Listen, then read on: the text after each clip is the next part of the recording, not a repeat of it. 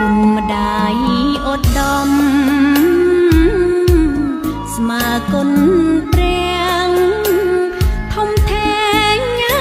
យខ្លាំងណាស់លើលោកីម្ដាយសួយលំបាកនឿយហត់ពេកក្រៃឲ្យតែមានថ្លៃកូនបានសុខសាន្តគ្រប់កូនប្រុសស្រីគួរយល់ចិត្តម្ដាយដែលគិតណាយខ្វល់ខ្វាយឥតស្រាក់ស្រានតាំងពីកំណើតលុះធំ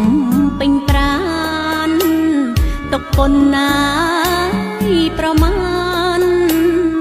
ម្ដាយមិនត្អូញត្អាយលុះធំពេញប្រានទុកប៉ុណ្ណាប្រមាណម្ដាយមិនត្អូញត្អាយពេលកូនជួប